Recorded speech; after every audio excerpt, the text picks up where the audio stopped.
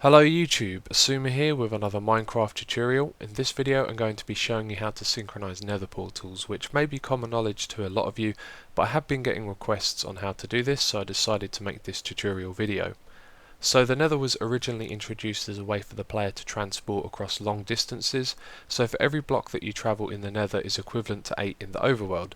So if we were to stand at 0 in the nether, we would be at 0 in the overworld, 1 would be 8, 2 would be 16, etc, etc. Now this only counts for the X and Z coordinates, and the Y coordinate is the same in both the nether and the overworld.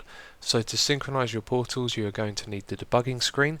If you press F3 you can bring that up, and you're going to need to use the X and Z coordinates on that, and you also might need a calculator to do some multiplying and dividing as well.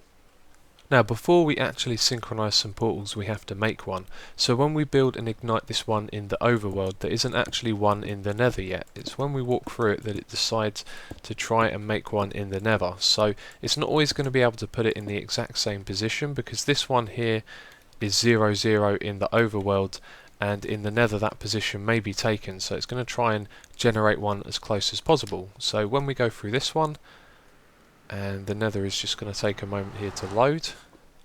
If we press F3 you see we're not at 0, 0, and it's located a nearby position to place this nether portal in. So because our nether portal in the nether isn't at 0, 0 like this one is in the overworld, it means it's going to search for the closest one, which is the one that it generated. So let's say we want to go 4 blocks away from where this is in the nether, which is 32 in the overworld because we multiplied that by 8. If we're to build a portal here, this one is going to take us to the nearest portal that it can find, which is the one that we've already generated in the nether. So because this one isn't at 0, 0, when we go back through it, it's going to take us to that portal that we've most recently built. So these are completely out of sync, and the way that we synchronize them is to build the nether portals in the correct position in the nether. So if we're to go through this one again and we want to build one at 0, 0 in the nether, I've already marked out that location here. So if we go over here and press F3, you can see that we are at 0, 0. So let's create a nether portal here.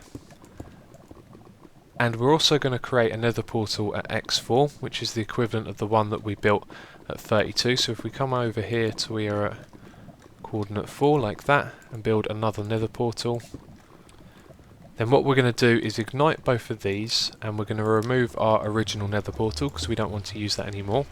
So when we go through this one, it's going to take us to 0, 0 in the overworld. As you can see, that's where we are. And let's go back through here. It's taken us to the same one in the nether, and when we go through to this one, which is the equivalent of 4 in the nether, it takes us to 32 in the overworld.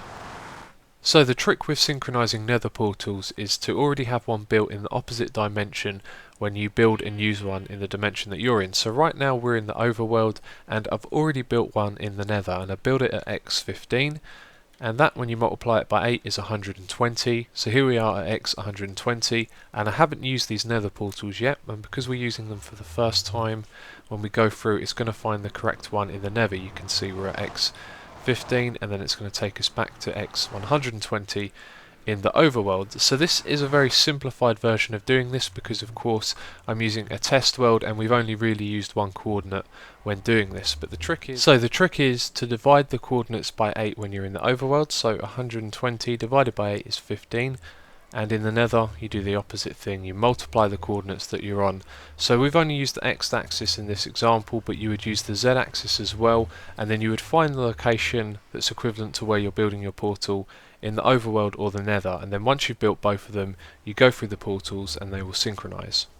So that is really all there is to it, and the only other piece of valuable information I think I can offer up is that if you have some restrictions like I have had here, they don't technically need to be in the exact same position as they are in the overworld. So some of these portals around here are in a relatively similar position, and often or not they'll synchronize.